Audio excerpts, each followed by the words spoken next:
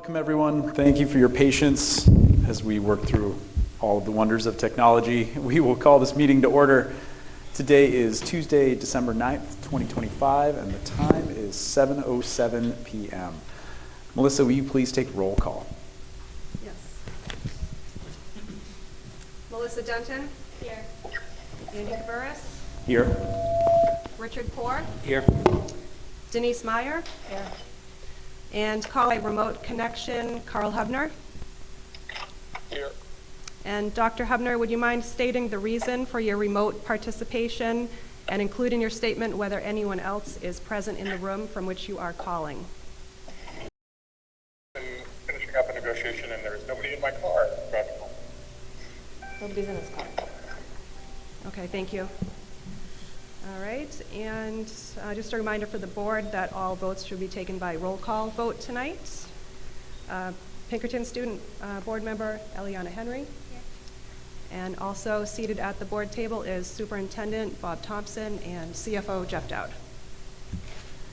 All right. Please all rise for the Pledge of Allegiance. I pledge allegiance to the flag of the United States of America and to the republic for which it stands, one nation, under God, indivisible, with liberty and justice for all. All right. Board members, in your packets you have 3 sets of meeting minutes, one from the November 25th regular meeting and 2 sets of non-public minutes.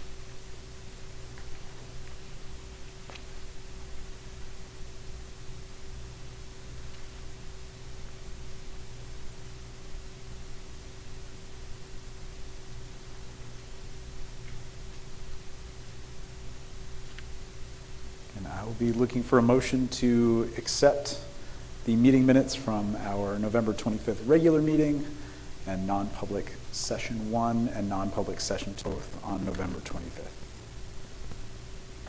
So moved. Second. Melissa, will you please take roll call? Would the board like any discussion first, Chairman?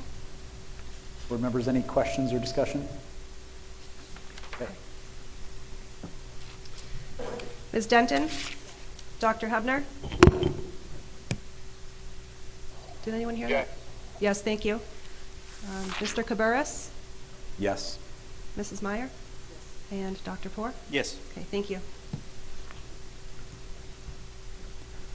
All right. Melissa, has anyone come forward for public comment? Great. And now moving on to school highlights with HMS Principal Amy Bernard.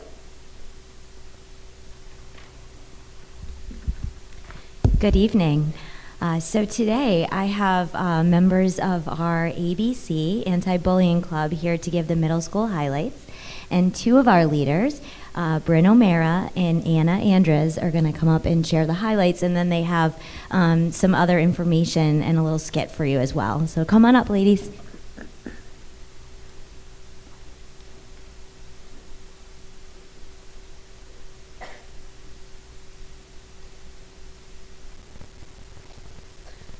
Intervention and enrichment in the classroom. Hampstead Middle School is focusing on creating and supportive and environment for students throughout their flex block.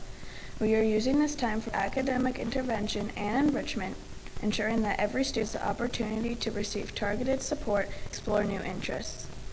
The collaboration between grade level teams, including specialists such as Read Math Specialist, our Ventures teacher, and special education coordinators, ensures that the interventions are personalized to meet students' needs.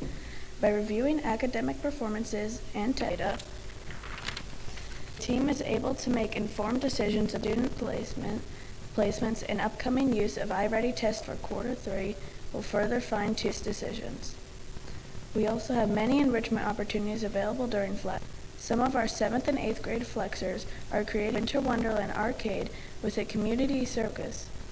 The students are creating arcades out of recycled material to be played at our Giving Games days on December 22nd and 23rd.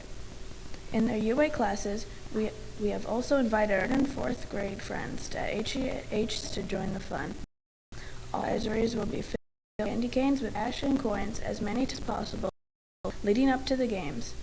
The games serve as a celebration of these good deeds and is a wonderful example of interrogating learning with meaningful social impact. Overall, Hampstead Middle School is proud of the meaningful opportunities it provides for student engagement, intervention, and community service. Ecology School Recap. Many of our 7th graders participated in the overnight Ecology School field trip from November 19th to the 21st. For 3 fun-filled days, students were immersed with outdoor learning experiences. Their classes explored the relationships among living organisms, the health of local watersheds, and constellations and distances within our solar system. Each meal also became a lesson in sustainability and our responsibility as consumers. The waste from every meal was weighed and shared, with the goal of reducing the total amount each time. Students were on the go and actively learning from 7 a.m. to 9 p.m. each day. We certainly sent home some very tired learners. Our chaperones were incredibly impressed with how seriously students approached each activity and how fully they embraced the experience. Thank you to Mrs. Griffin, Mr. Pimentel, Ms. Schaefer, Mr. Martinez, and Ms. Bernard for chaperoning on the Ecology School trip and supporting our students throughout the adventure. We can't wait to go back next year. One School, One Book is back. Hampstead Middle School students will once again participate in our One School, One Book initiative. Rolling out mid-January, students will be reading Alone by Megan E. Freeman. The novel, written in verse, tells the story of a 12-year-old girl who wakes up to find her town mysteriously evacuated and abandoned. It is a powerful story of survival, resilience, and perseverance. Students will engage in weekly readings throughout January and February, and teachers will make meaningful connections between the book's themes and their classroom content. We are also thrilled to announce that Ms. Freeman will join us for multiple virtual author visits. HMS is very excited to begin this journey with such a compelling novel. HMS events. HMS Winter Concert at 7 p.m. December 16th, Hawk Awards Trimester 1 on the 19th, Giving Games on the 22nd and 23rd, and Winter Break from December 24th to January 2nd.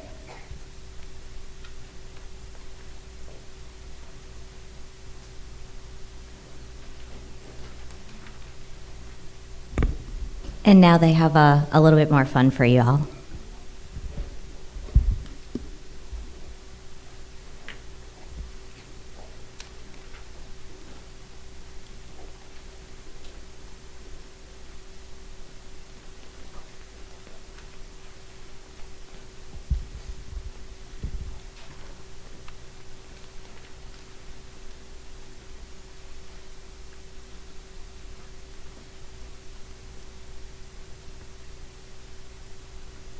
Hello, we're from ABC. I'm Nora. I'm Tessa. I'm Juliana. I'm Peyton. I'm Lily. I'm Ben. As you know, ABC's mission is to spread kindness, acceptance, and tolerance all around our school. We want to inspire everyone to do the right thing when they see bullying, and our big goal is to make kindness the normal thing to do. This year, we've already been busy spreading kindness and smiles. We kicked things off with Smile Day and World Kindness Week. On Smile Day, ABC members greeted students and teachers with colorful posters, chalk messages, and fun music. Everyone was encouraged to wear yellow and share a big smile. We even smile bombed the principal and assistant principal's offices and decorated the front lobby with positive messages. ABC members dressed up as minions, and Mrs. Bernard and Mrs. Maldonado came as Groot. They were awesome and made everyone smile. During World Kindness Spirit Week, students also completed acts of kindness using our Kindness Bingo Challenge. ABC also painted kindness rocks and given the staff to brighten their day. Some of our spirit days include Dreaming of a world filled with kindness. HMS shines bright. We never hide from kindness. Team up for kindness. Students dress like staff. Staff dress like students. ABC members even visited the 5th grade to talk about why kindness matters and how small actions can make a big difference. Next, we're getting ready to visit our elementary schools in February during National Random Acts of Kindness Week to share our message and help spread kindness even further. And now we'd love to share the poem we read during our presentations. It's one of our favorite parts because it always inspires our audience.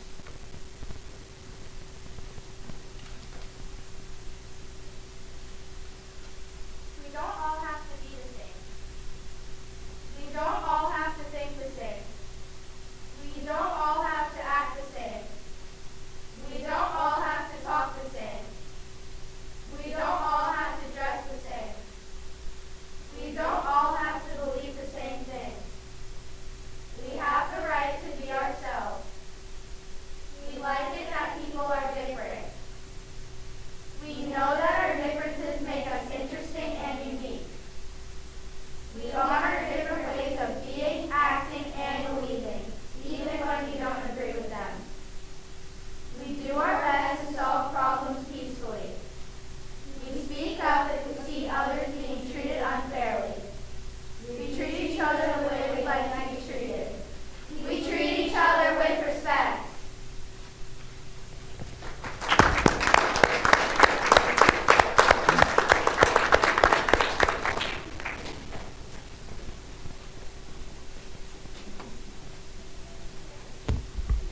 I think I have to have a huge shout out to Mrs. Bunnell and Mrs. Pollard and Mrs. Doyle for their work with this group. It's truly so impactful.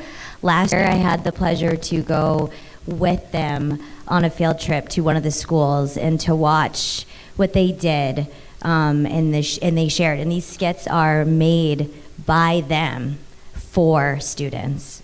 So it's truly just outstanding, and I have to thank all of our parents for coming out on this really cold night to support this, but truly remarkable. They come in every week, 7:15, and once a week, every week, if not more, to do this, and I really am so, so proud of this group, so thank you.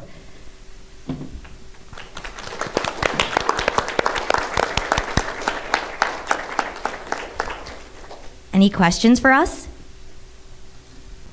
No questions. I'll just say I'm proud of all of you too. I love what the Anti-Bullying Club stands for. You guys are all fantastic role models, and keep up the great work.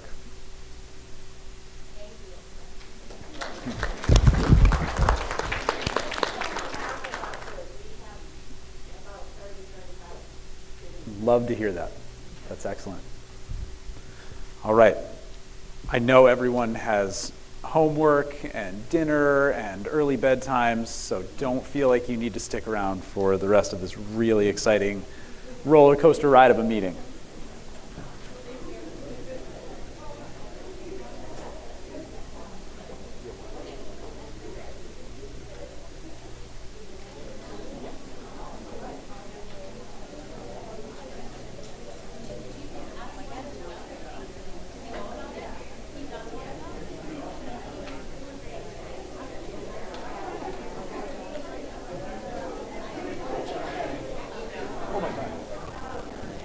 Thank you all for coming.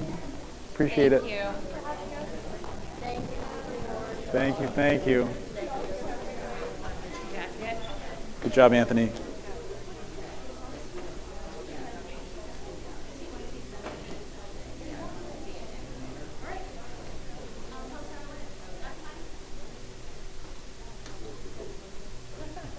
Exactly. And now, without further ado, we have the Pinkerton Student Liaison, Ellie Henry. Good evening. Here are Pinkerton's highlights. Winter tryouts were this week, so athletes are excited to start their seasons. The PA players performed the Christmas Carol on December 5th, 6th, and the 7th in the Stockbridge Theater, which the community loved. And there are going to be plenty other performances coming up as follows. Rockapella on December 12th, Christmas with the Celts on December 19th, and lastly, the Nutcracker on December 20th. So if you guys are free, you should go check it out, support them.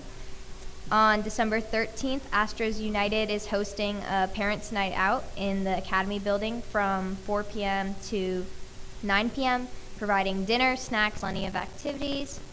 The National Honor Society has been working hard to put a few giving trees around campus for the holiday season to give back to the community as well. Our last day of school before the holiday break is Tuesday, December 23rd, and students will be back on Monday, January 5th. Lastly, the Student Council has come up with Fun Spirit Week themes leading up to the holiday break, starting on December 15th. Great. Any questions or comments for Ellie? Great. And oh, No skip. Sorry. next time. Next time. All right. Ellie, I know you have some studying to do, so we'll let you take off. Thank you so much for the update.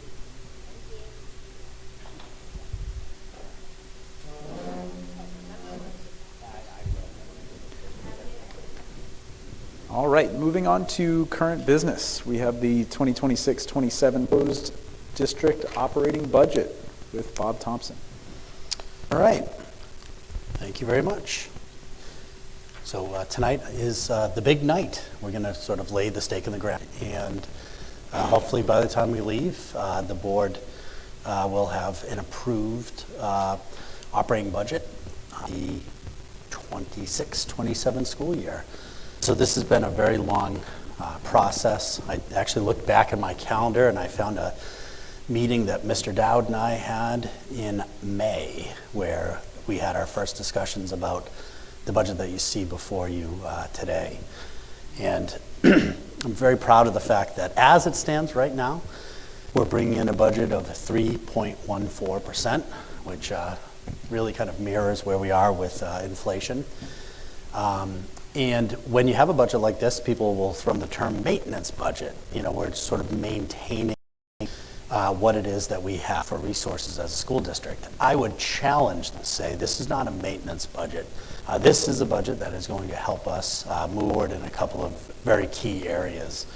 And of course, we've, several presentations, but just to give a quick recap, this is going to help us make some significant advancements with our multi-tiered system support, how we are supporting students both academically and behaviorally. It helps us to make some significance in our literacy programming and ensuring that all students have the supports that they need to be able to read proficiently. It also makes advancements in technology, specifically around artificial intelligence. It maintains some of the priorities of the board to have reasonably sized classes, to be able to provide programming in addition to academic programming, but also to help meet the social emotional needs of students. So there's very proud of this budget and how it will help to move our district forward next year. With that said, the board has played an integral part in the development of this budget, providing feedback and input, asking us to make corrections, adjustments, changes, asking really good questions along the way. And one of the scenarios that was laid out was, what would it look like if we were to try to match the school district's operating budget with the cost of living adjustment for our families, our seniors in the community that are on Social Security. So, and what we've done is created several scenarios. Now, most of these scenarios, if not all, were presented at the last budget presentation, but tonight I'm going to turn it over to Mr. Dowd, who can provide a little bit more detail And then we can engage in a discussion about what the board would like to do in terms of setting the warrant for the 26-27 operating budget. So I'll turn it over to Mr. Dowd. Why, thank you. So I believe Mr. Thompson jumped a bit to the end, so I'll just start at the beginning quickly. Of course, well done. So we had presented our draft 1 budget on 11/12, on November 12th. Draft 2 was presented on the 25th of November. We, as part of that draft 2, we had some updates, really just a trove of expenses. Pinkerton tuition was set at 3.97%. Special programming at Pinkerton varies from 1.1 to 15.04%. So this is all information you had at the last meeting. We had discussed some additional budget reductions, and we had done some pricing based on previous school board decision. And tonight we have 3 or more scenarios to play out for you. So by way of just summary recap where we're at, draft 1 is $39,926,283. We came in with reductions under draft 2 at $217,332 for the current draft 2 budget of $39,708,952.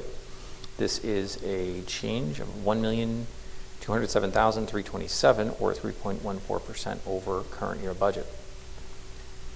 So we had looked at the following potential reductions, which was the removal of the special education coordinator from our operating budget. That's not in the operating budget this year, it's grant funded.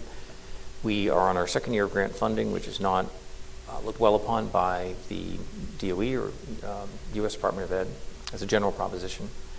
We have 2 para positions which are not filled for $25,000 and $22,000 each, for a total potential savings of $147,227.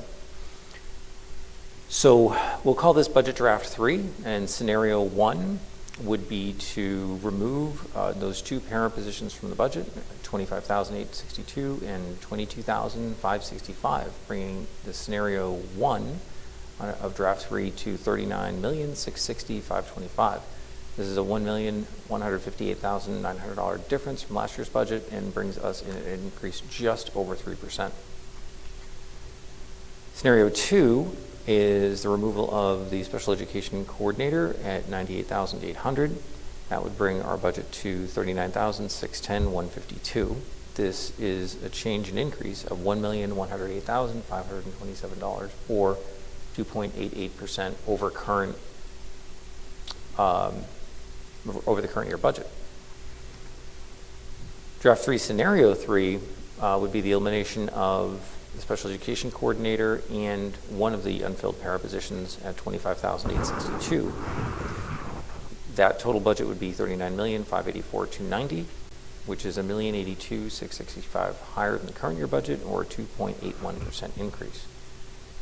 And our final scenario, scenario 4, is the inclusion of all of the positions that we discussed, reducing those positions, which would bring our budget to $39,561,725. This is an increase over our current year budget of $1,060,100 or 2.75%.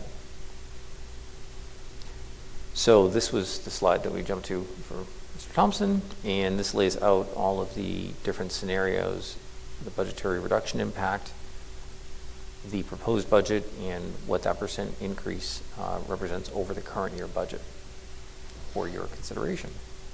So I don't know if the board has any questions. And just to be clear too, you're not limited to these options. We're really operating off of what the board asked us to produce. So there's, obviously discussion that can be had about additional items. And I did want to mention, I did send an email to the board about the Bridging the Gap grant. And so last meeting, Nicole got up and spoke about this grant that we received for early literacy, 2 years, $35,000 each year for a total of $7,000 for the Hampstead Central. That down as a leadership team to really unpack that grant and implementation would look like. And I want to point out in the really early phases, when we do sort of an unpacking of that, we realize there are some items in the Bridging Gap grant that are all up here in the operating budget. And Nicole, if board wanted, could provide a list of what some of those items are. I do not write this time that we remove any of the items from the operating budget that are in that, simply because we're so early in the process of this grant that the guarantee of what resources we'll get, how we utilize them, is still a little unknown.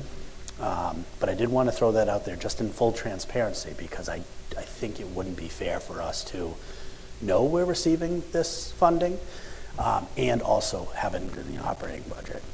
What that means is, if we have some redundancy, we would utilize some of those funds for other literacy projects, perhaps something here at the middle school, or give that money back to the taxpayer in the form of the unreserved fund balance. But I just wanted to sort of throw out there to make sure all the cards are on the table.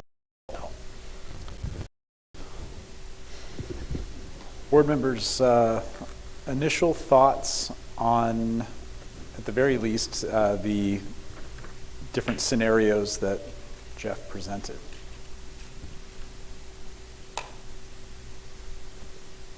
Any feelings on any of these that we might be leaning towards or feel strongly against? Going to say something. I think this email came from a comment I made about the bridging the gap, so I just want to be clear on that. I just wanted to bring attention, I know we had a school board member last year that was very passionate about $600 being removed from the budget. Wrong. So I just wanted to bring attention to about $15,000 in the budget that I saw as like a redundancy or not a need. And I guess I would just ask, I don't want to steal anybody's thunder or what they like to use, but in our meeting in the future, I know we talked about going Acadience and using the digital version, which is about $10,000. If that's something that's going to go into the grant, I just would really like to see in the future between that and the math program, what the outcomes were of using these. Like if there's a way to measure using them to justify the expenses.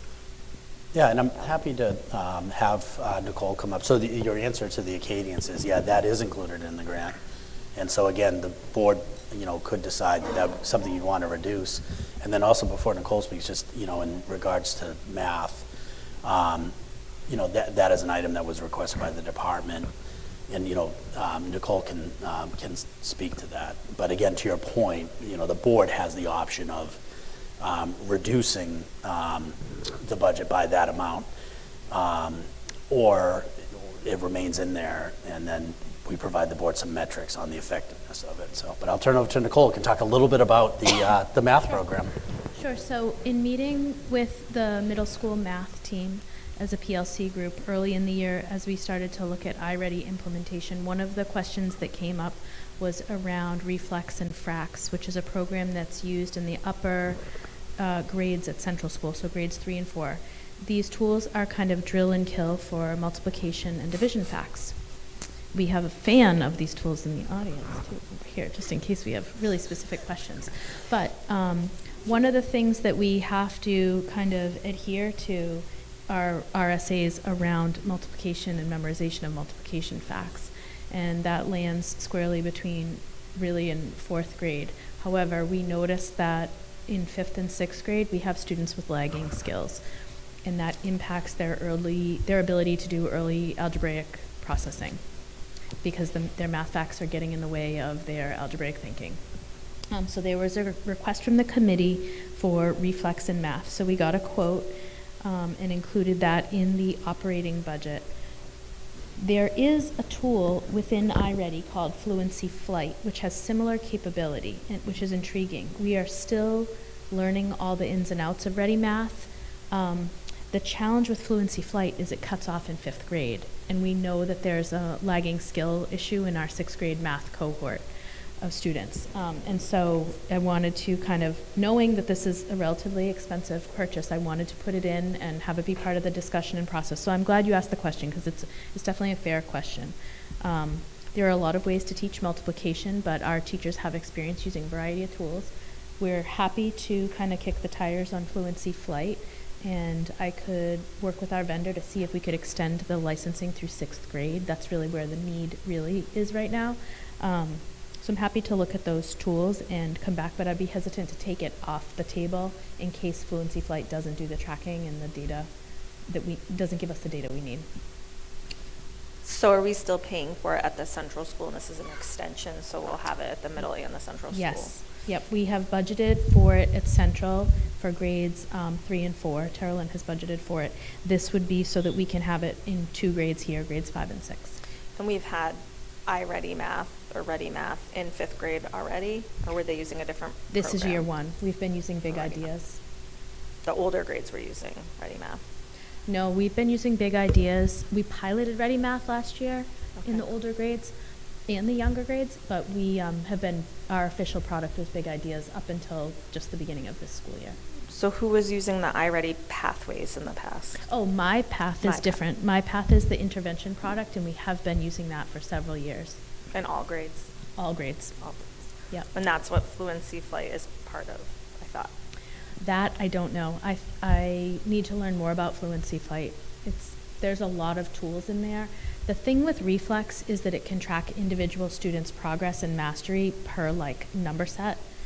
And I don't know if Fluency Flight can give us that kind of It can't. ladder, like that curriculum ladder of where they cut off.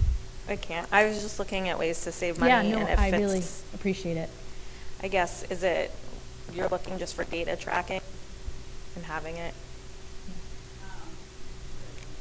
Sorry, I know she's not on. Again, just- if you- Can she speak?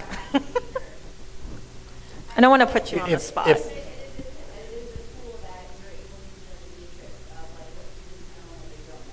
Mrs. Burkett, can I ask if the board is going to entertain you speaking, which I think would be great? Could you just do it from the microphone so that the audience has the benefit of your I'm sorry to put you on the words? spot. Oh, she's the perfect person for this, actually. But just keep in mind, we've been talking about data and data culture for a while. But you're here, so. Having the right math data on our data team meeting days is essential. And thank you, Mrs. Burkett. We're Okay, definitely I'll putting you on the just spot. say one comment. I appreciate it. Hi to all my fans out there. No, Reflex I've been using for a long time, and it's an awesome tool because you're able to see a matrix of what students know and what they don't know, and so it's individualized for every student. And Just on the math facts. just division on and multiplication I'm sorry, facts. multiplication Yeah, and division. and so I could pull up, for example, I could pull up Andy's daughter and I could see exactly what she needs to work on or what she's already mastered. And so it really helps me target, even if I'm not going to use that tool, it helps me target in the classroom what they know or what they don't know. So I love it. I've been using it for a long time. And they also have another component, which is FRAX, which is also the fractional piece, like foundational skills. And so that's been really great too. And the kids really seem to enjoy that. So I don't want to take away anything, and I know we fought over $600 last year. Sure. And $5,000 is still peanuts in a multi-million-dollar budget. So I guess I would just ask, and I just didn't want to see us having redundancies, and I felt like I wouldn't be doing my job if I didn't ask these questions and bring it up. Is there a way to measure the success or outcome of using that program? I mean, we could definitely, I used to last year in 4th grade, and Mrs. Meyer would know this, print out the usage chart for the students, and so they could see their progress. And then it's also like anecdotal data I can see in the classroom. If we're working on long division or we're working on partial quotients, I can tell whether or not a student is fluent in those facts just by observational data. So, I mean, I don't have a system per se where I'm like tracking, but the tool itself has a tracking system, if that makes sense. It makes sense. I guess I would just say moving forward, we do have iReady that we pay a lot of money for too, that also has fact fluency and True. I mean, I think can't track I it, don't though, know a right? lot about the Fluency Flight, but we did see if it was on any student accounts, and it didn't seem to appear on student accounts. And I think we also pay for only a certain amount of licenses for MyPath, and it might only be the MyPath students that have access to that. so, yes. So it's not the 100% for everybody when Reflex is. Gotcha. And even if a student is 100% in their multiplication facts, there's a maintenance piece that they can keep logging in and, working on it. Yeah. Okay. Great. Good. Great discussion. We're happy to test the other tools as well and just have a fair evaluation of it. But I when teachers have a passion about a certain tool, I want to honor that, and she has many years of experience using that tool. And it is a law in New Hampshire that we must assess multiplication skills, so. And I think another important fact, you mentioned the T-shirts, right? And I know we talked a lot about that. So last year, like we did, cut the T-shirts, but guess what? We ended up buying the T-shirts, right? Yeah. And I say that knowing that, like, there were certain circumstances that arose. We got some donations, and I made the board aware that we were doing that in full transparency, because, like, really what you're doing is you're voting on that $39 million bottom of the column number. And we put all the money in all of the different, buckets so that you know what our intention is, but it changes over time. And like, I could even envision a situation where Mrs. Burkett comes to Nicole sometime in March and we'll say, oh my gosh, Nicole, I found a way better tool. I don't want to purchase that now. I'd like to look at this. Like, there's some variability to that. So I just want to point that out, that having a conversation about an individual tool is fantastic. But, we're talking about a budget that's not going to start for 7 more months. And what our priorities and values are today may not be tomorrow. So, I guess the only other point I would say is, and maybe not for you, just in general, if we were to end up in a default budget, again, that we look to these types of things and Absolutely. not a position. And with that said, I got great feedback at the senior dinner, where people were very happy with our proposed budget they've been watching. So hopefully that's not a problem. Wonderful. I've gotten very similar feedback too. And so back to the Acadians thing, where it is redundant in the grant, you said we could take it out if we wanted to, but your recommendation is that we don't take it out, right? And that we leave it in for unanticipated expenses? It is, because when I look at this, like sitting down and looking at all of the components of this grant, like this is going to be a game changer when it comes to literacy and early intervention. The question I have is, okay, this is great. And if you look, even in addition, we're talking about doing this summer literacy intervention program, another great tool.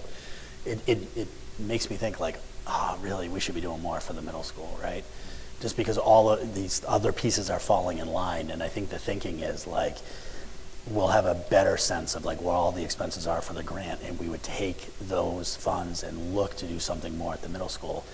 But again, I go back to, if the board were to say like, look, we know that Acadians is covered in the grant, we'd like to reduce the budget by $10,000, we can make that work. We can do that.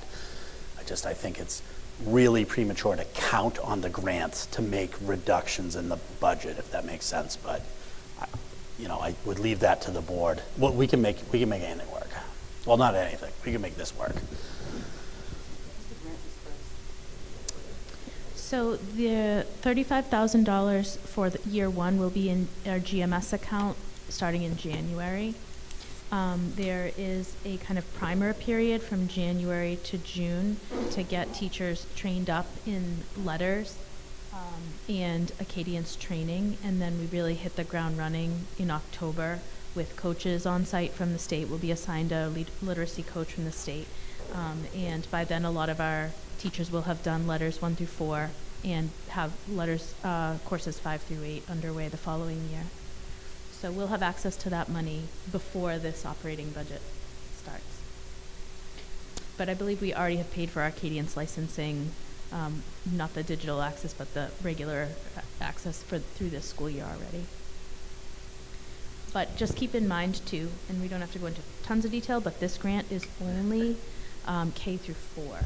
So the dyslexia law, starting July 1st, 2027, which will be year 2 of the grant, requires an evidence-based screener up through grade 5. So we will need those Acadians licenses in grade 5 in year 2, regardless.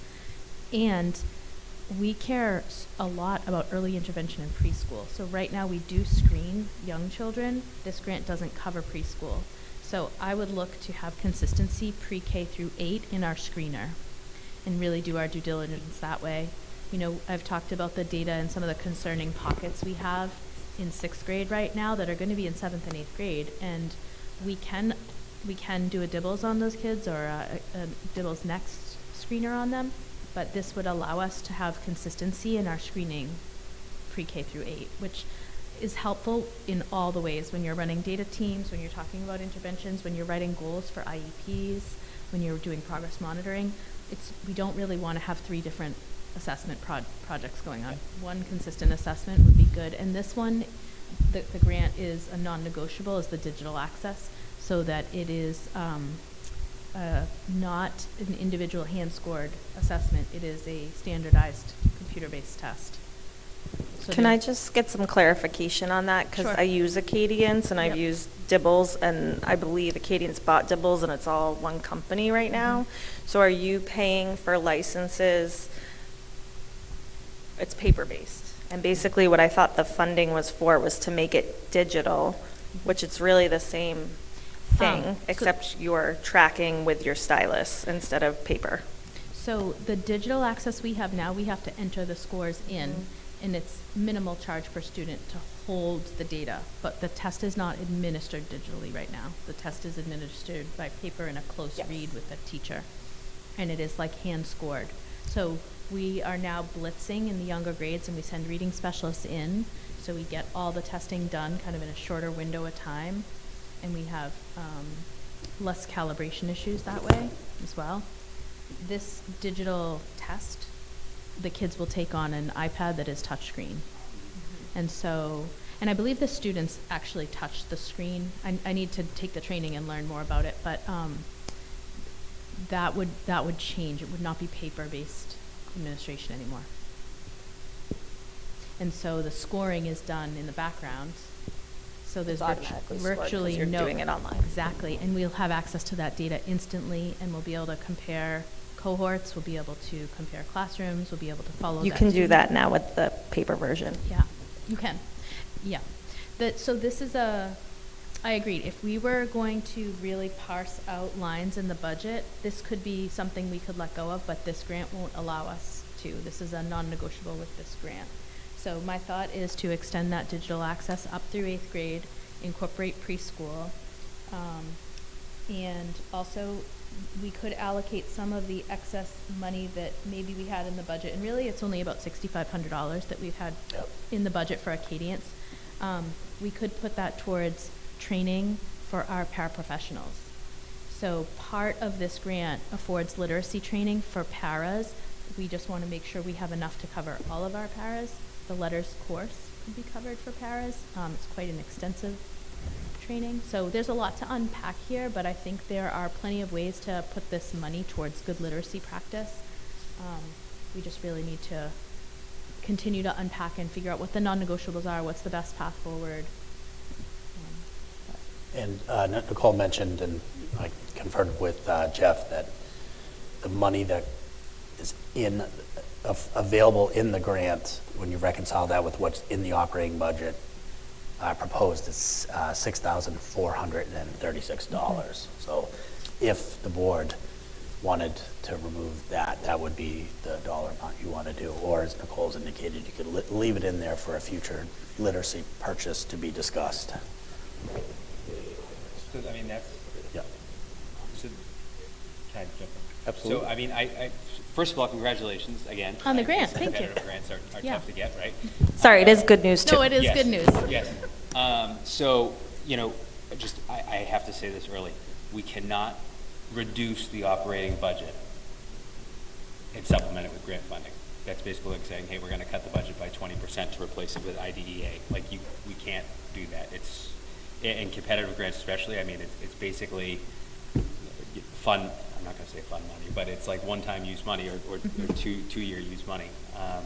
If we have to shift things around so that maybe some of that $6,500 overlap is, like you said, pushed up to the middle school where we're having some issues there. That's a great use of the money for that 2-year period. But then even then we have to look at what are we going to do? When that money's gone, how are we going to continue to provide that programming here that we add? So if we reduce the budget, then we're just back to that kind of square one. And just for some reference, and I know $35,000 is a lot of money. However, in the context of a $39 million budget, it is we're talking about less than 1%. So if we were talking about $1, we're having a conversation about a penny. Not even. I'm gonna call myself out here last year, because last year I was arguing with the middle school team over a chair for $600, right? But we were talking about chairs, and I think we were talking about, I think we were talking about T-shirts and stuff like that, right? So chairs and T-shirts versus curriculum programs and platforms that can, hopefully push teaching and learning. I think it's a different conversation. I still don't agree with $600 chairs, but it is what it is. Talk to schools, talk to the furniture company. Oh, trust me, Yeah. I have to, yeah. So, if I'm hearing correctly, it sounds like we're all in agreement maybe around not moving items out of the budget, particularly in that area. Is that kind of the feeling, or yes? If we end up in a default budget, it's the same. Absolutely. Well, and by then, we will have actually begun expending some of the grant money, and this will give us a little bit of an opportunity to be able to hone in on some items that we can certainly take out for default. Absolutely. I do want to redirect the discussion to these scenarios that Jeff put work into in presenting to us. Scenario 4, I'll just throw it out there. Scenario 4 is what you would propose we move forward with. And scenario 4 is removing the HCS special ed coordinator and removing the 2 unfilled para positions. Board members, any other thoughts? Carl, we haven't heard from you yet. Any thoughts on any of the scenarios that were presented or anything we've talked about so far? I like the fact that we're going through it. I do think the 3.14 number is a good number, especially in comparison to what we've done before. So I would be comfortable with that. I'm also going to be there in like 10 minutes, so I think the clock going to get there. Excellent. Can't wait to see you. The only thing I'll say is my comment from last time, I think, might have slightly been misinterpreted about what I was asking. So my concern was, if we were talking about the position for the coordinator, if eliminating that was going to cause some sort of operational deficiency or put work back on the people, so if that rolls out, wanted to see what alternatives were. So I wasn't actually expecting to see that still on the cut list. I was looking for other alternatives to not making that reduction. That's what I meant when I said that. So that was my comment. The only other one was, so I think that's still up for discussion, my opinion. That's an area that our students have a great need, and I wouldn't want to overburden the team if that is going to require kind of a disproportionate lift on the people who are left behind, to make sure that they're getting everything done for those students that have special programs. The other is the request to see what the tax impact, and maybe you're getting to this, per household, that breakdown, to see what that really looks like. I didn't see it anywhere, but again, you might be getting to it. I have not presented that. I have not prepared that as part of this. That was all that I had. And Bob, maybe you can speak to this, but I know there was discussion around possibly splitting the duties of a single coordinator between the middle school and HCS. And I don't know if, realistically, from your perspective, this is me asking the superintendent, from your perspective, is that a realistic scenario, or would we be overburdening a single person and asking them to do something that would really requires 2 people? Yeah, and I said this last time, I'll say it again. So that is certainly something we can look at. And I will tell you that we actually did have a conversation at the end of last year at the district level about our fourth grade students that were matriculating up to the middle school and perhaps splitting the support that way.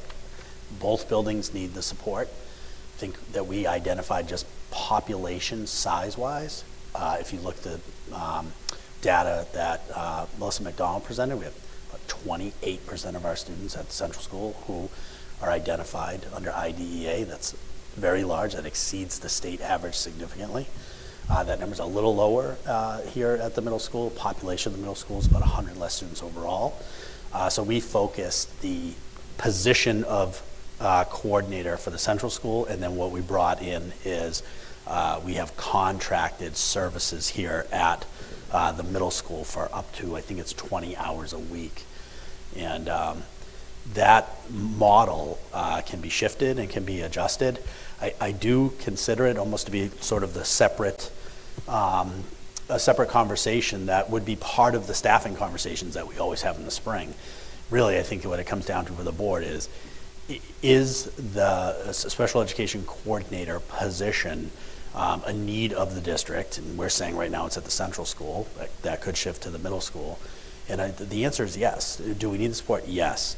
I hear from our administrators in particular that the ability to have a coordinator who can manage most of the IEP meetings, because our other administrators are still involved to a certain degree, frees them up in the morning to be able to do more operational things, meet with parents of non-identified students and other pieces. So having that position to be able to support our buildings is needed. Go ahead. I know we touched on it briefly, but we have some special educators who are certainly very seasoned educators who could definitely take on some additional leadership responsibilities. Could we look at a model where there is essentially a lead, if you will, in each of the buildings that perhaps has a reduced caseload and or an additional stipend paid? It's much easier to pay a stipend out of IDEA than an entire position. Is that something that we might be able to look at with the HEA and bring them in on that? Certainly possible. And again, that would be something that we would look to grant fund. The challenge with that is, if you're going to reduce the caseload of an existing special educator so that they can take on some of these roles, you're increasing the caseloads of other case managers. So we would have to look at caseload size and might have to, through IDEA, fund an additional case manager, half a case manager. So those are all pieces that we would have to work out. A lot of the IEP meetings tend to happen before school starts, right? They do. So it could also, in theory, rather than be a reduced caseload, it could be this is the duties, and as a result, you get an additional stipend. So it's not a reduced caseload, but you're getting additional compensation. You can, and I've had conversations with other districts recently about their models, and what we're proposing tends to be the model most utilized, that you have a coordinator who's an administrator. There are districts that have coordinators who are teachers in the collective bargaining agreement. You have models that look similar to high school, department heads, reduce caseload as you suggested, and then also do some coordination. So they sort of run the gamut, and then also the other option is to do what we do here at the middle school, which is to bring in contracted services to work. That really is more specific around LEA, like you being responsible for a meeting as opposed to other administrative duties. My personal opinion on this is I don't think that I don't know that a district our size should fund this position out of the general budget. I would agree. But at the same time, the school principal / business administrator in me wants to keep a paraprofessional in my back pocket just in case. So I personally would go for option 3.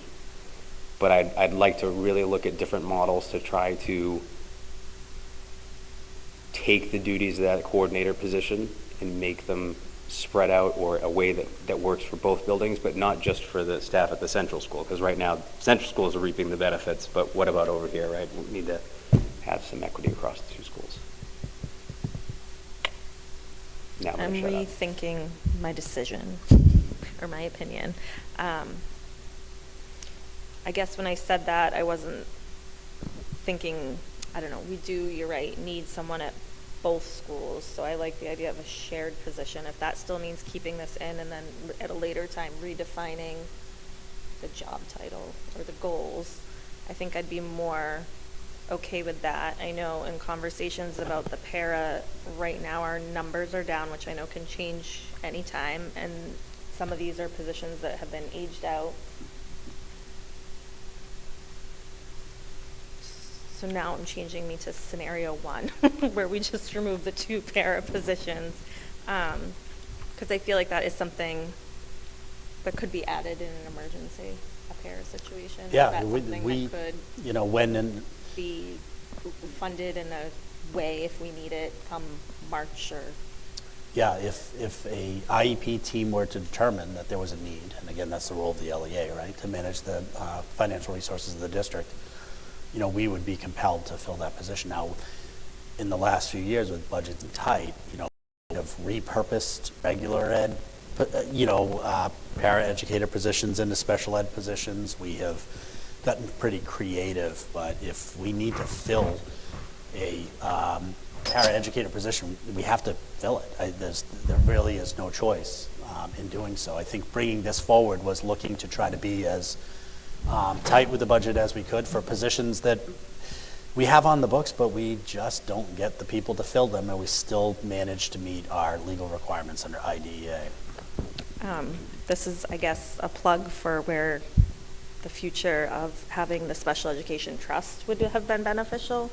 I know people didn't want to move forward with that. I think I just want to go on the record as saying I disagree with that, and I wish that we had done that, even just establishing it this year, because I do think it's something we're going to need in the future.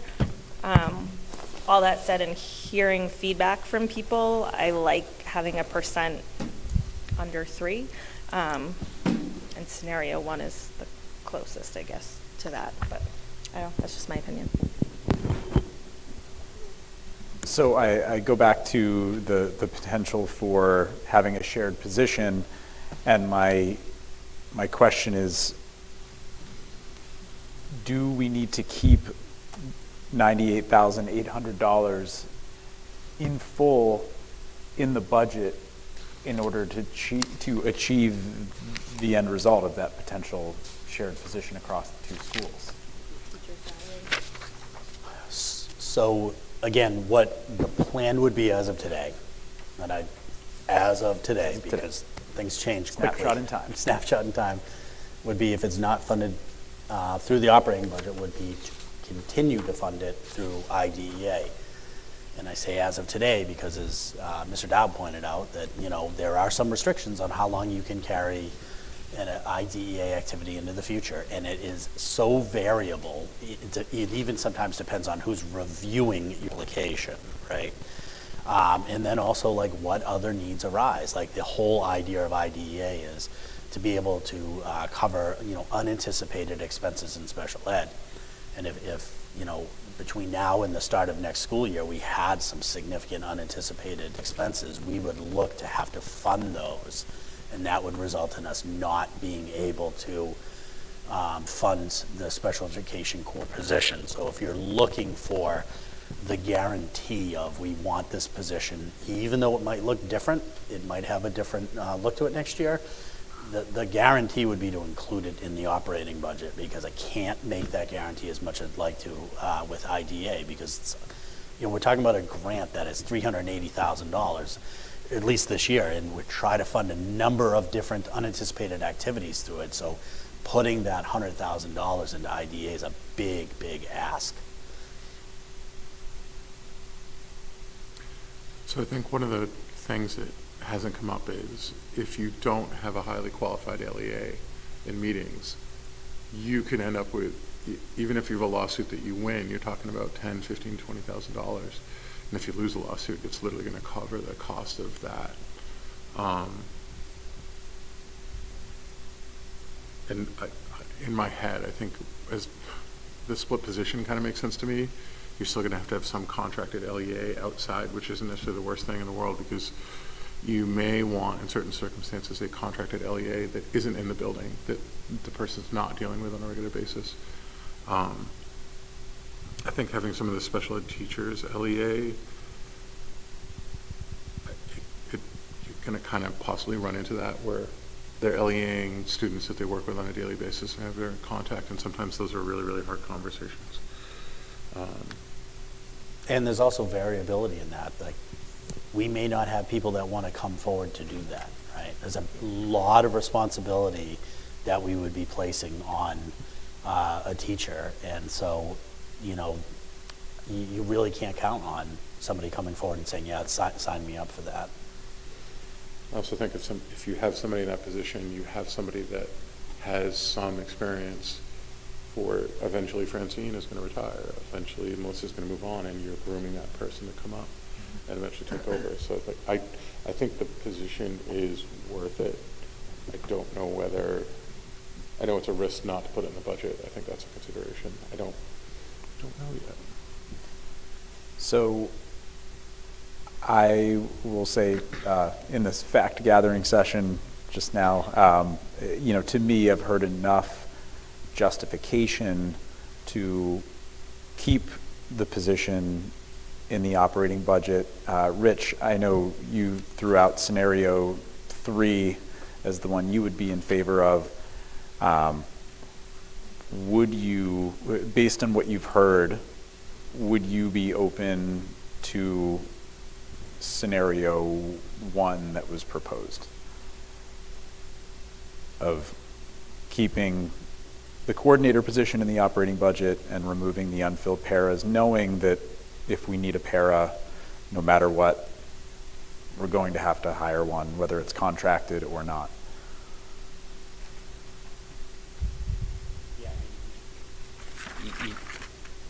Yes, you're going to hire a para, but that money has to come from somewhere, right? So if you're at the end of the year and you need to hire a para and you don't have any money left, but you have money in your supply line, and that's the only place you have it, that's where it's coming out of.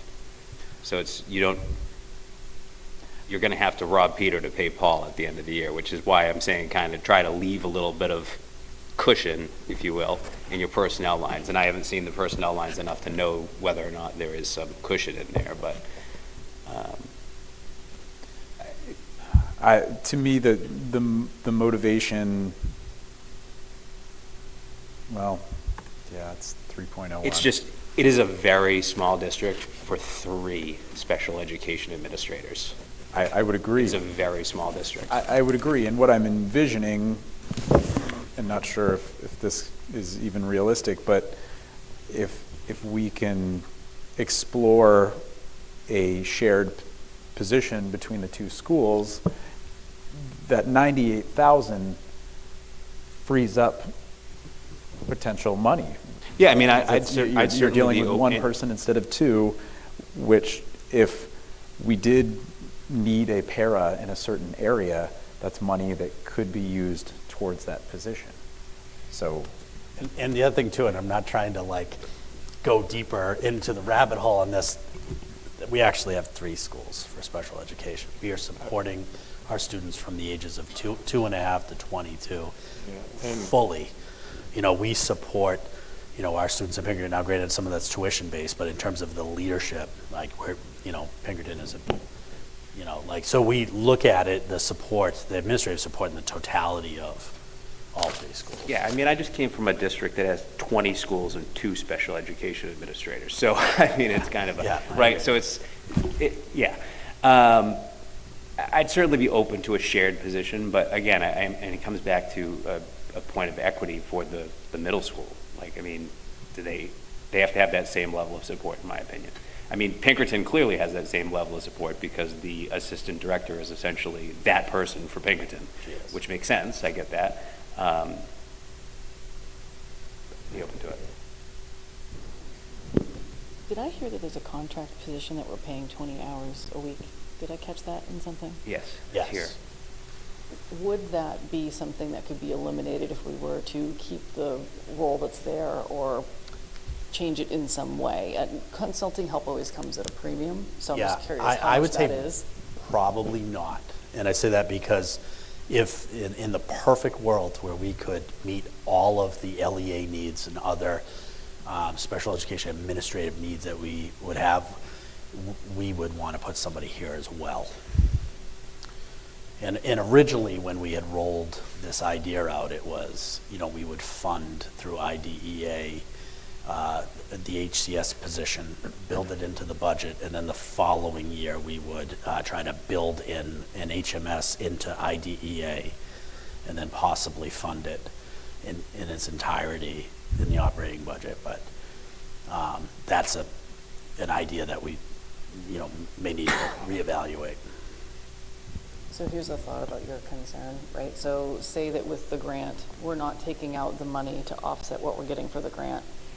Say we see that there's economies there and we decide that, hey, we actually we could disperse this money in other ways. Could we take those dollars, and if we needed to pull in a para, if we need $25K or whatever, it could come from that 35. And then still $10K to go off and do other things with. So that would take care of the concern. I mean, you also don't have to fund a position 100% one way or the other. Sure. You can split out of ID at the local too. So that's okay. So I go think- back to, Andy, can I just say Absolutely. something? So in talking to Melissa McDonald about the special education budget, I think it's important for people to understand, and moving forward, if we were to have a special ed trust, that she pads into her budget possibly 3 out-of-district placements that we don't have. And she does that in case needs arise. So I feel like it's not the safest plan because you don't know who's coming and what's going to happen. And I did actually speak to her about any unintended expenses that they had last year and how they had to shift money around. So that is to say that I think there is a little bit of room there if we needed a para. It's not the perfect plan. And I'm very wanting to keep this position, even if it's shared between the buildings, which you're saying you don't think would work anyway. I just think there's other ways we can look at it too. Like there No, are- I think what I'm saying is that, that is something that we did look at, decided in the spring that we didn't think it was prudent to move forward with that. But again, we're constantly reevaluating. And certainly if we hear that the board feels like that is something, I heard the word equity, that they want us to look at, we can certainly look at that. And I would come back in the spring and say, we've looked at it and we'd like to this is our plan, we'd like to move forward with it, or come back and say, we looked at it and, based upon needs and numbers, which we don't know a lot about until we get to the spring, that we would either support or not support it too. And I think, I did just, to follow up on the conversation that we had about out of district, just to be clear, when we go to budget, because there's this variability and unpredictability about out of district, we have to, instead of zero-based budgeting, we try to budget for what we believe the rate increase will be. And then we also have to look at, and this is where Melissa and Francine do a fantastic job, look at all of their current IEPs, which teams are having conversations about placement and whether or not an out-of-district placement might be in the cards. Sometimes when they do that, the number is lower because we have students we're supporting here in district that actually have a higher expense to their program than out-of-district. But to Melissa's point, we often do have to build in this hypothetical scenario of we may have these out-of-district placements, so that, that is part of the budget, a budget building. I guess I do feel like we need some type of LEA position between both buildings. I guess if we were to keep this in the budget, would you, Rich, suggest you pay this person less money? No, I mean. How would that? No, if we were to look at a shared position, I mean, have we thought about not funding it entirely out of the LEA and funding some of it out of? It's very difficult to have split funding between IDEA and our operating budget. It's very difficult to do that. Is that different in New Hampshire than it is from Massachusetts? Because that's the same. Do you want to talk this over? Seems the same to me. Payroll requirements that are very challenging and very difficult to ensure. There's some payroll requirements that make it very, very challenging and very easy to come out of compliance. And maybe the folks in Mass don't take the same critical look. Your DOE down there doesn't take the same critical look that New Hampshire DOE does here, perhaps, I don't know. But it gets very, very dicey to do mixed funding because that that person really needs to be dedicated to what it is that the grant purpose is, right? And so when it's split, they can be doing what they're doing, but it increases our regulatory requirements and makes it very easy to fall out of compliance. I feel like we should put it in the budget, but still try to get it through IDA, and if we get it through IDA, and if we get the funding, then we have that as a buffer, or to return back to the taxpayers at the end of the year. I would be in support of that as well. Again, based on everything I've heard, I'm leaning towards scenario one of keeping it in the operating budget and removing the 2 unfilled para positions, and exploring the idea of sharing the position, seeing if that's realistic, exploring the different funding options we might have. That's my take. If anyone disagrees or has other perspectives or favors another scenario over scenario one. The only thing that I don't like about that is it sounds like we're supplanting, because we're going to fund it out of the local budget for now and hope that we can fund it out of IDEA. And if that's the case, we've built in a $100,000 buffer. Well, I mean, so it just looks like we didn't budget correctly. I think we should just say we're all in or we're all out. I would agree with that. I'm more in favor of having the caveat of exploring this being a shared position across 2 schools as my support for scenario one. Like, let's keep it in the operating budget, but as long as we do that, I'm holding the foot to the fire that we then explore having a shared position. Oh, and it's also a change in the position, and in that change, we are exploring whether it's going to work or not. So that's kind of one of the reasons that you do the grant, is because you're.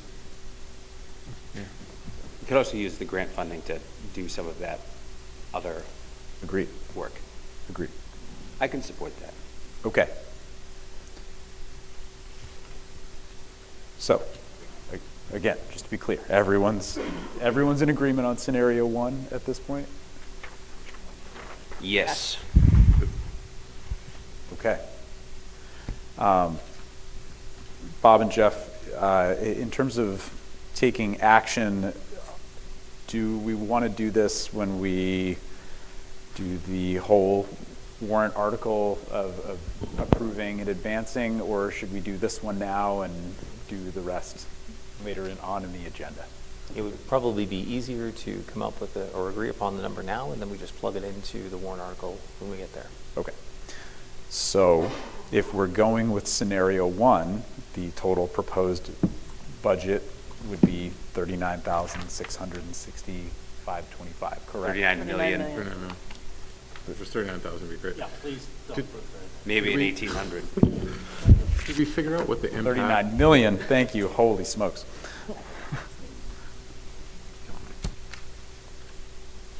Yes, so going back to that, I'll say it again. The proposed number would be 39,660,525, and that's what we would insert into the warrant article proposals.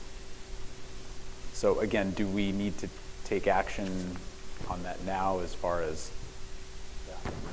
Yeah. Okay. So. So you could refer to the checklist that we have in board packets that would help with the language that would need to be done to approve the operating budget and also to advance it to warrant. Great.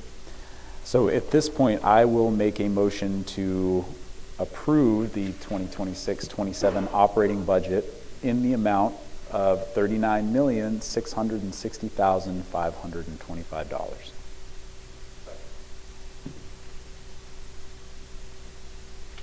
Any questions or discussion?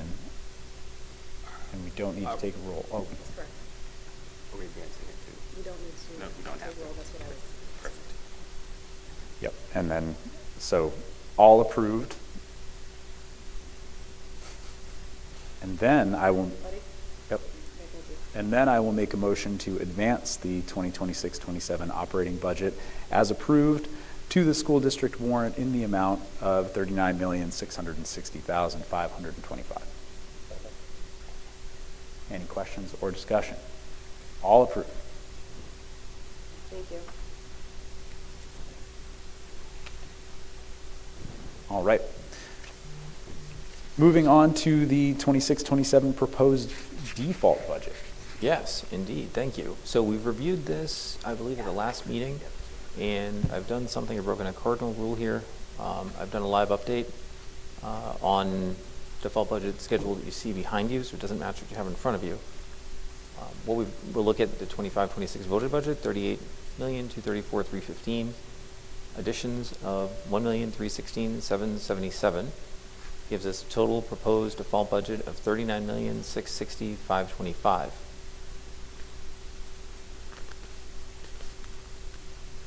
Sorry. Nope. I violated my own rules, so give me a minute. You want to jump to facilities and jump back to default. I just want to make sure that I have the numbers correct as you've just updated them, because your changes in the operating budget carry through to the default budget, and I just want to make sure those numbers are correct.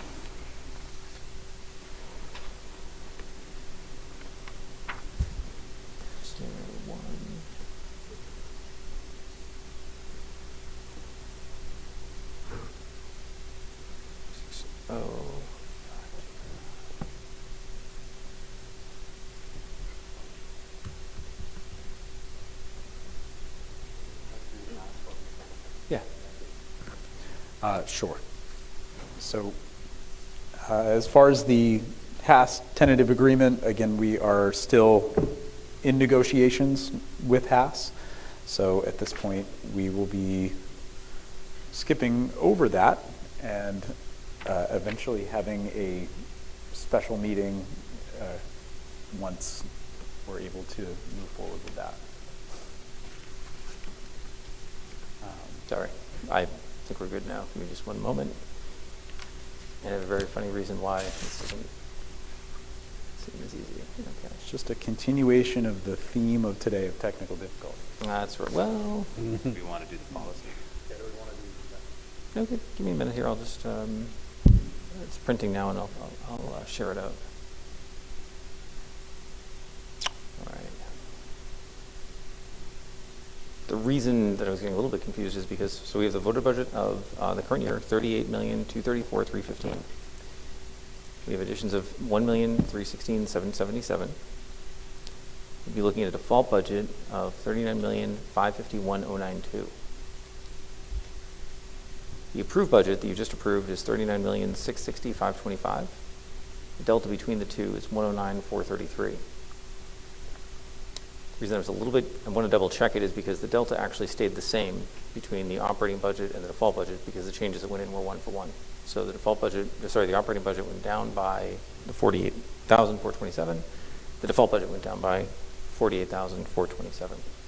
So, and you can see the changes. I've reduced the para lines at the bottom, 25,862 and 22,565 to match your actions tonight, giving us a total increase of $1,316,777.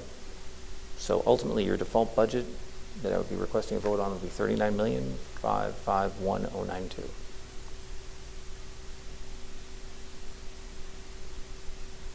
Board members, any questions or discussion on the proposed default budget?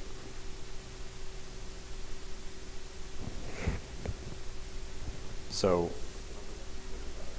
$39,551,092. So I will make a motion to approve the 2026-27 default budget in the amount of $39,551,092 and advance it to the school district warrant. Any questions or discussion? All approved. Thank you. Yep, sorry. Okay, thank you. All right. And then for the rest, we have our authorization for special meetings on cost items. So I will make a motion to advance an article to the 2026 school district warrant to authorize, if needed, a special meeting on cost items as it would relate to any collective bargaining agreement warrant articles on the warrant. Second. Who had the second on that one? He can have it. Carl can have it. Okay, thank you. Any questions or discussion? All approved.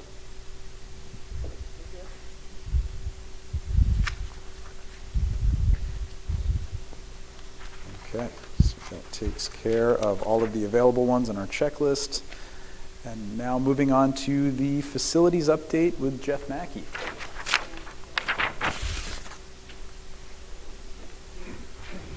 It's been a while since you've graced us with your presence. It has been a while, and I'll try to make this pretty quick.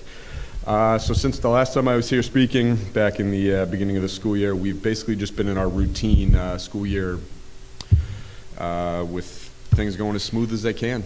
We have had well, now that the colder months are here, school sports and community events are underway. Makes night times a little bit busier and weekends a little bit busier for my crew, but you know, we're all in motion. We have had a few things come up, nothing crazy. I had some work done on the recess door over at Central School. It's probably the most used door throughout the day other than the main entrance. I had to have all the hardware in the door re-gutted, redone, and I ripped out all the door access and had it brand new. So we're doors up and ready to go, fully secure, and it was a long time coming. It was a door that's been a headache for probably 3 or 4 years. So I just bit the bullet and went with it. Next up, I installed a very small walkway here at the HMS sign for the secretaries. I did this at Central School probably 6 years ago, and it's a small ad, but it's a big to-do. They don't have to walk through mud and, you know, muck through all the, you know, bad weather and winter weather. We had some work done on our oil tank here at the middle school. The state comes by every X amount of years and does an inspection, and they found a couple of things, I don't want to say wrong with it, but were not compliant. Spent a few bucks, got everything up to compliance, and they actually gave us some good word to say, you know, this tank is actually in pretty good working order. I know this has been a topic of discussion over the past few years, and they said, honestly, you'd be wise to push it as long as you can. It's the same company that we have come out and inspect it yearly, and they said it's, from everything that they can tell, it's in great working order for the age, and I'm going to take their word on it. So. And last up, the spreader needed a little bit of extra care and parts, but since we have a fantastic groundskeeper, he was able to do all the work himself. Got that up and running for the last storm, and we were good to go. And then next up, during our holiday break, we're going to have some yearly maintenance done on all our boilers and trying to get a handful of other contractors in here while we have access to the rest of the building while no one's here. And one small thing, just to get on your radar, I know it's been a topic of discussion when I've talked about my budget. We have the elevator over at Central School. It has been having some minor issues. We've been keeping up with it the best we can. An upgrade to all the mechanics are long overdue. I'm going to try my best to push it to the end of the year, but we have had it has shown some signs as very recently, and I say that about 2 days ago. We were having some pretty bad problems with it. Knock on wood, it worked fine today, so we're going to just kind of baby it and try to stretch it as long as we can, and hopefully make it to next summer. So, do you have a ballpark estimate? So that was about $30,000 to replace all of the mechanical, the operator door, the stuff that opens up the doors, and unfortunately that elevator has two. When you walk in, it faces the front of the building, but then when you get to the first and second floor, the other door faces the other way. We had tried this a few years ago where we were going to replace one door because that was the problem door, but apparently they coincide with each other, so they have to do both. And that's what has pushed this off. But luckily it's been working, so we're just going to hope and pray to the elevator gods that it'll last. Yeah. On another note, Bob was telling me about a software program that you might Yes, so Soon you will most likely see we're revamping our policy. I believe it's KFR. It's for the facilities use software. We added it last year, and it has been amazing. It's the same software that we use for our maintenance requests. Yep. So it's the same platform, everything's consolidated, and it has been a game changer. It's now, everything is, very simplified. Community members, staff, employees can log right in, request any room, time, day that they need and want to, and it's all right on the same calendar. So it's very, very helpful. It's basically like a service request work order. Basically, type yeah. of Yep. thing. And I even talked with Mr. Dion with technology. If he ever wanted to, we could actually add technology on there to make it like a one-stop shop for, that would be IT requests, maintenance requests, and schedule requests would all be in the same platform. So you mentioned community members. Is there an app or something like that? So on the site, if you go to the facilities page, when you log in on the web, you can go down to my page on facility, as you can see right behind you. Mr. Dowd's in there. You will open it up. You just sign in with a email, make a password, and you will see the screen. You can click that top button that says new request. Mr. Dowd has access to the maintenance request, the public won't. The schedule request you would click, and this is all you have to fill out. Request type, community, school, staff, name of event. You would then choose what building. It's kind of unique. It says resources. It's actually locations or rooms, spaces. So you would do the drop down on that. And it should, that's interesting. All right, so it usually does drop down, and it lists the CAF, the library, the gymnasium at all schools, and a handful of classrooms. Meeting spaces as well. So when staff want to hold a meeting in the conference room.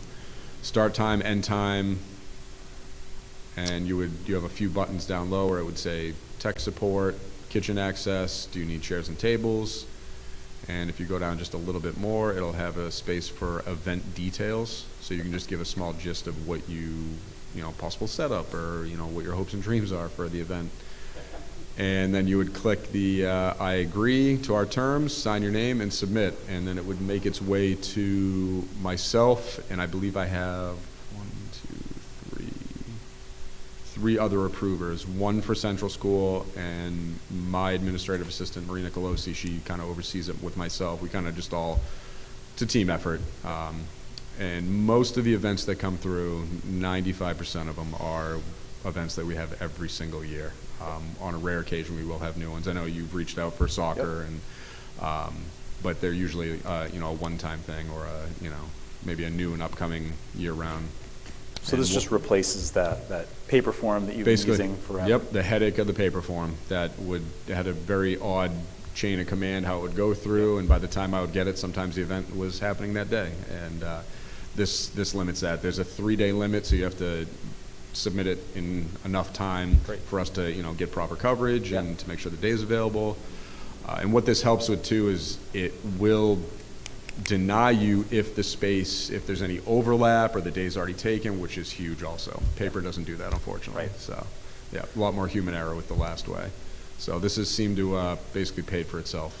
It's awesome. Working smarter, not harder. Absolutely. Love it. So. Quick question just for people who are watching. So it's come up recently in some community groups that I'm in about trying to use some of the schools for meetings. Yep. Concern was that there's cost associated or not knowing what the cost associated is. Correct. So we are revamping some of the costs. When it's community-based, it's generally free. If it's a profitable, one time in my time here, we had an AAU basketball group come in. We charge them. That's a profitable business. They make a hefty amount of money. We did give them a little bit of a discounted rate because the majority of the team was from Hampstead, but it's still a profitable company. If it is a community event or a community group, Mother's Club, anyone, Civic Club, it's free. They will be able to come here as long as the space is available. And we do have some restrictions of, times and dates. I have a limited crew. They already work 5 days a week. Right now they're out seven days a week until probably March. so they don't get a breather. So I don't like to overload them either. So Sundays are generally kind of light. We still have some things go on. Saturdays are very busy, and obviously through the night here. I mean, we just had basketball game. There's cheerleading was in here right before this, so it can be pretty hectic. So. And so on the website, under departments, facilities, you've come up with this screen, policy KFR, which, as Jeff indicated, we're going to be updating. We're in the process of updating, but that fee schedule is right there. Awesome. Great. Any questions or discussion for Jeff?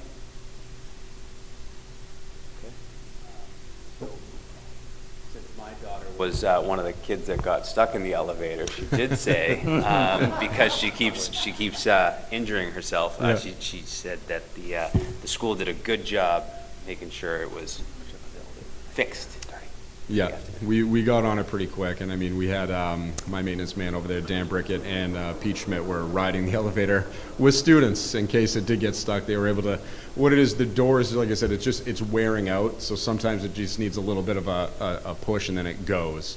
Yeah. And again, there's not much we can do about it. We're talking, it's original 1986. You know, we've gotten every penny out of that mechanic system. So Yeah, she said, she was like, yeah, they took care of us. Yeah, so yeah, no, we got right on it. I even actually went over after the fact, after I heard that. Dan Brickett and Pete Schmidt both got stuck in there together while they were figuring it out, and then I went over there and I rode it up and down, and there wasn't a problem for about 15 attempts, so it just kind of comes and goes, unfortunately, so, but, yeah. And it's a good example, too, of, we have $30,000 budgeted for FY27 for the elevator. It sounds like there's a good possibility we're going to be expending that in FY26, which we didn't plan for. Now, if we do that, and then we went to default, that's money that we could take out, right? That's the game you play. This happened a few years ago with the lawnmower, right? Yeah. We pushed out the lawnmower, and then the lawnmower died. So It happens probably once a year to something of mine. We had a boiler issue one year that was about $15,000. Just once a year something big does happen. We do the best we can. We're very fortunate. We've been very fortunate even before my time here. We've kept up with what we have, but it's not the end all be all. It's something will happen, unfortunately. So. Great. Any other questions or discussion for Jeff? Great. All right. Thanks for your time. All right. Moving on to Reaching Higher New Hampshire Key Communities with Bob Thompson. Sure. So just I think something to celebrate. Dr. Hubner and I, Dr. Hubner is the representative to NHSBA, the New Hampshire School Boards Association. We received an email from their executive director. The group Reaching Higher New Hampshire, which we actually talked about at the last meeting about partnering with them. They're a nonprofit, essentially a policy group that nonpartisan that helps to promote public education. They have started a program called Key Communities, and the New Hampshire School Boards Association has recommended that Hampstead be the representatives for the South Central group, which is a huge honor when you look at the category of peers that we have. And so this Key Communities is a new program. And I'm going to read this because it's so new, but basically Key Communities Network, Hampstead becomes a valued partner with Reaching Higher New Hampshire in their effort to ground education research and policy making in lived experiences that reflects the real challenges, successes, and needs of local students, families, educators, and communities. What Reaching Higher will do is they'll draw on some of our data, aggregate data, of course, from participating districts for its research and use these findings to help inform state-level conversations about school funding, workforce issues, equity, student supports, choice, and other matters. So it's just great to think that when Reaching Higher reaches out to the New Hampshire School Boards Association and they're looking for those districts to participate, Hampstead, that just speaks volumes of our fiscal management, operational management, and policy management. So what this means is the Hampstead community's voice will be elevated. Our experience will help shape how education policy is understood and debated statewide. We'll receive tailored insights and data comparing our district with broader state trends. which can be useful for strategic planning. And our successes, challenges, and values, as reflected in our mission, vision, and local work, will be visible well beyond Hampstead and will be highlighted at the state level, helping to inform media reports, policymakers about what local public education really looks like or should look like. So really great honor. I don't know, Carl, if you have anything else to add to that. So I would not, it is not nationally partisan. I would call it somewhat partisan in the idea that it is it is well researched, but their goal is to help out New Hampshire education. That being said, their research from everything I've read and the stuff that I've gone to is very good, and I do think it is worthwhile to participate in, especially because it does give us a comparison to other places. It's basically free research on how we are doing and how we are spending money with other places. So I think it would be worthwhile. Great. Were there any other questions in this area? Okay, moving on. We have our policies for second read. We have 5 policies: JFABE, Education of Children in Foster Care; AA, School District Legal Status; BBAB, Roles and Duties of the Board Chairperson; EBB, School Safety Program; and EBBB, Accident Reports. And Bob, from our first read, there have not been any significant changes in language, correct? There's not.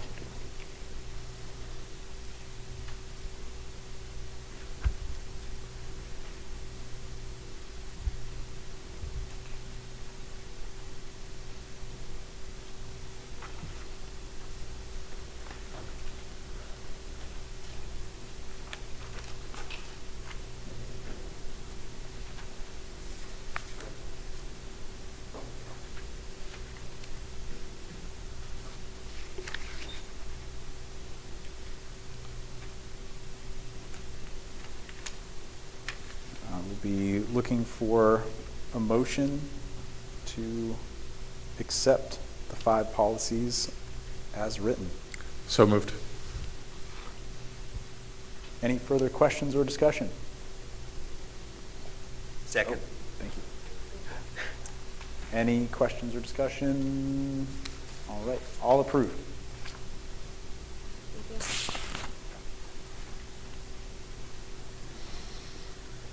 All right, moving on to board comments and correspondence. Board members, anything to share?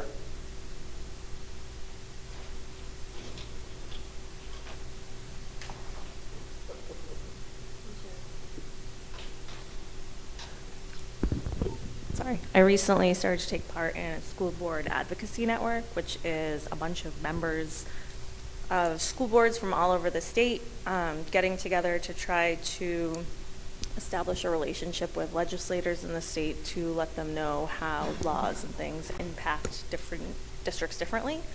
And we will be meeting on Friday with the education commissioner and talking about local control, school special education spending, and open enrollment, and then trying to establish a rapport with her and hopefully meet in the future so I can report back later. How many times have you met so far, out of curiosity? For the school board network? Yeah. They have meetings twice a week. I've only been able to attend a couple because they happen obviously during work hours. But I did attend a Zoom yesterday and planning for the meeting on Friday. And what other districts, off the top of your head, if you can remember any, are also participating? Oh, you hold on. There's a lot. Portsmouth, Hanover, Lebanon, Hillsborough, Deering, which some of them I had to look up where they are because I don't even know where they are. Trying to think who else is there. There's some from Stratham, yeah. Exeter, me. So it sounds like a very well-rounded, eclectic, yes, representative group from all over the state. Yep. That's excellent. My email's not opening, so that's all I remember off the top of my head. That's great. Board members, anything else to share? I attended the tree lighting, which was very exciting. We got to meet Santa. You were at the senior dinner, and you got some positive feedback about the proposed budget, which is excellent. Okay. Moving on to the personnel report. So this is an odd report, and I'd like to deliver it in lieu of the superintendent. So, although I have a letter in front of me, I don't quite recognize the exact signature, so I'm questioning a little bit the validity of it. But there's no T, right? So it's very, very disappointing for me to report that we do have a resignation in the district, and that is the resignation of the Superintendent Bob Thompson. A letter dated December 4th. I can give you the Cliff Notes version, or I can read the whole impactful letter. Cliff Notes. December 4th, 2025. Dear members of the school board, please accept this letter as my formal notice of resignation as superintendent of the Hampstead School District, effective June 30th, 2026. The decision has been a difficult one. After much reflection, the increasing demands of a long daily commute and the need to prioritize my family have led me to this conclusion. While challenging, this decision is made with great care for both my professional responsibilities and personal commitments. I'm deeply grateful to the board for their continuous support and trust you have placed in me throughout my tenure. I would also like to extend my sincere thanks to Board Chair Andy Cabarrus for his ongoing and continued support, partnership, and collaboration. I'm also thankful to former Board Chair David Smith, who invested in me early on and shared a commitment during our very first breakfast meeting at the English Muffin. We would work together to achieve great things for Hampstead, a commitment that has guided my work ever since. I'm especially appreciative of our incredible central office team, our dedicated staff, and our supportive parents and community, all of whom have been equally responsible for any success I might claim. Professionalism of our central office and the unwavering commitment of our educators who consistently put students first, and the strength of a close-knit community that values and invests in education together form the true foundation of this district. Over the coming months and long into the future, I am committed to doing everything possible to ensure a smooth and successful transition, and will gladly provide whatever support is needed. Thank you again for the opportunity to serve the Hampstead School District. This experience will always be one of the great privileges in my professional life. With sincere appreciation, and it says Bob Thompson, but the signature doesn't look like that, so I mean, if you want to accept it, go right ahead, but I'm just calling it a question. I've done what I can do, I will add, in advocating for Bob's remaining in place, so through a number of different schemes, but none have worked, so. All right. Well, first of all, I'll say I'm devastated. I am going to save my tears and my hugs and all of the beautiful things I'm going to say about Bob for a later time, because our work isn't done. And I know that Bob has shared with me, and I've shared with him the importance of his work not being done. And I truly appreciate his commitment through the end of the year. We're not letting him go yet, and we're all keeping our heads down and continuing to do the important things that we need to do to pass the budget to make the school run successfully. So again, I appreciate him sticking with us for as long as we can possibly have him. With that being said, I'm also greatly appreciative of the past 5 years that he's committed to our district. Again, I won't go too deep into this because I'll get weepy, but at this point, I will make a motion to accept the resignation of Superintendent Bob Thompson. Any further questions or discussion? All approved. Thank you. All right, moving on to the superintendent's report. Thank you. So last week I had the opportunity, along with our other members of our administrative team, to do instructional rounds here at the middle school. So again, we talked about this previously. Instructional rounds are an opportunity for our leadership team to go into classrooms, observe instruction, and then we have conversations about what we see. It's a very simple conversation, guided by a couple of questions of, what are students doing? what is the teacher doing?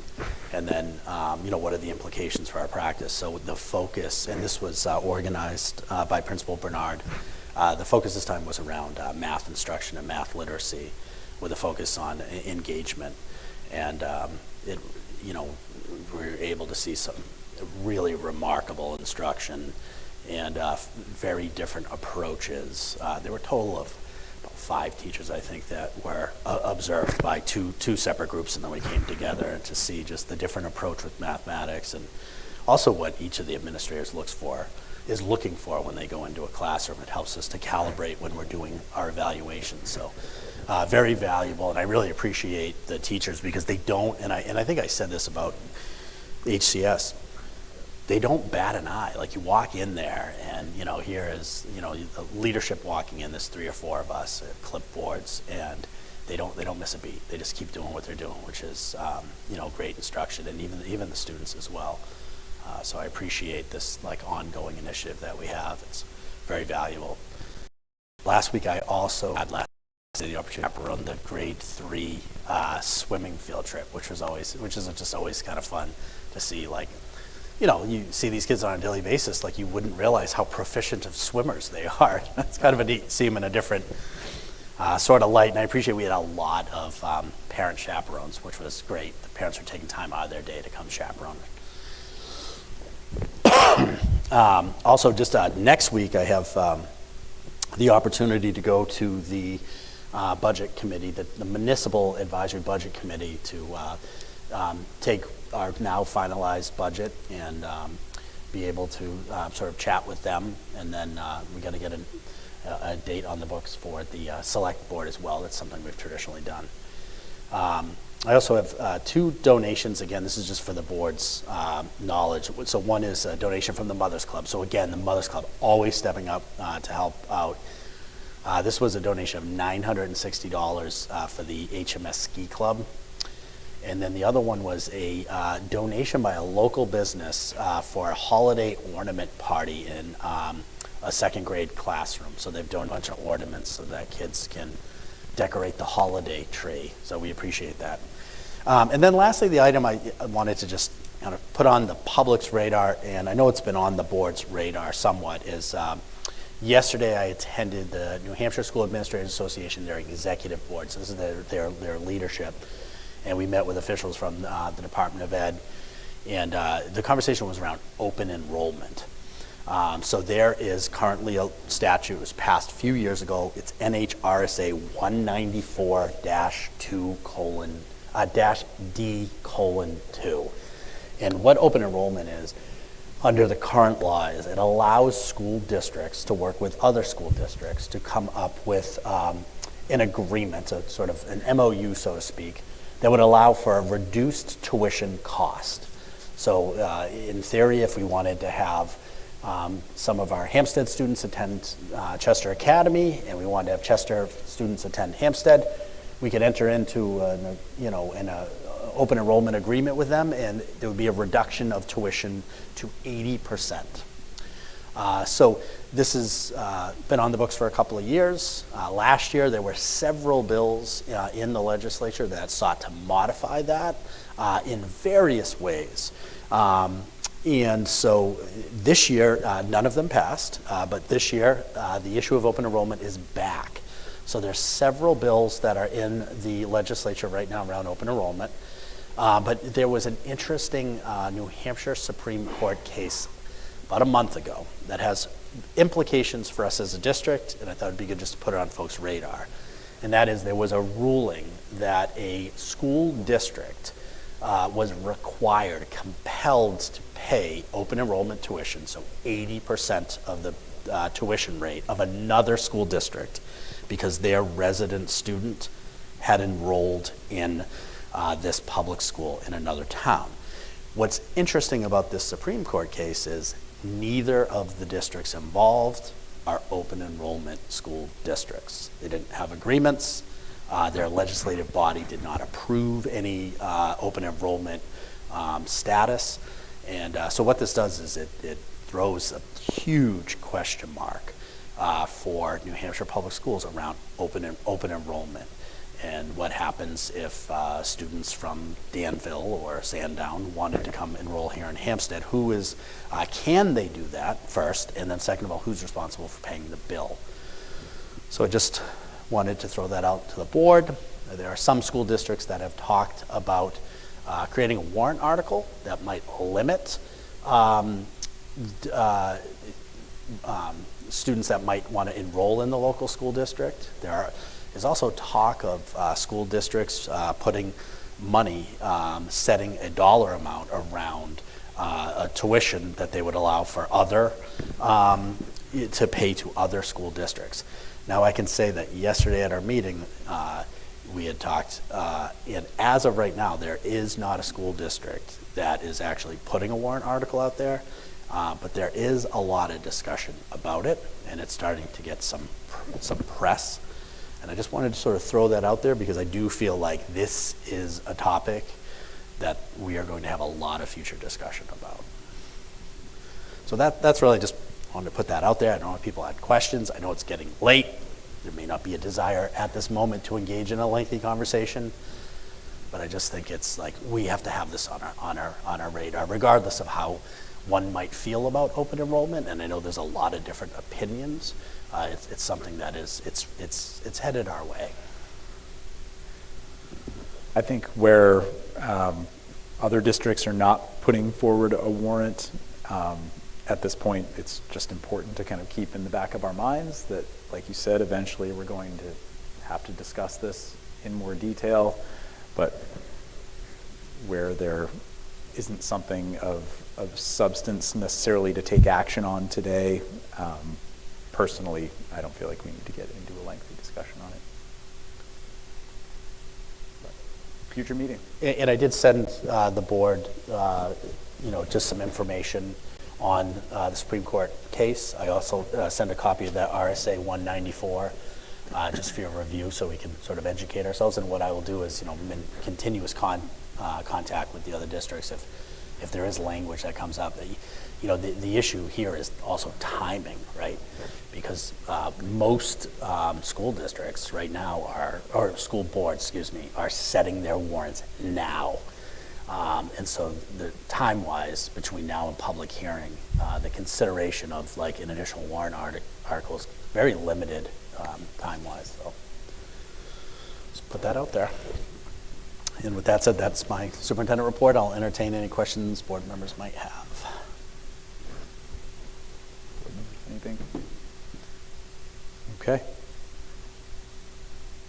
At this point, we are going to go into non-public under RSA 91A3 2B, the hiring of any person as a public employee.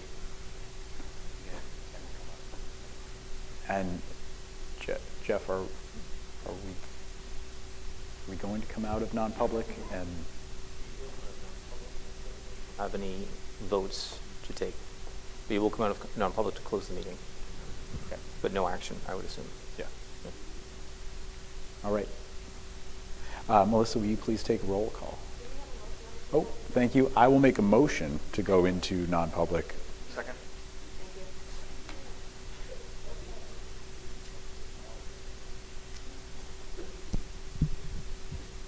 Ms. Denton? Yes. Dr. Hebner? Yes. Mr. Cabarrus? Yes. Mrs. Meyer? And Dr. Poor? Yes. Time is 9 o'clock.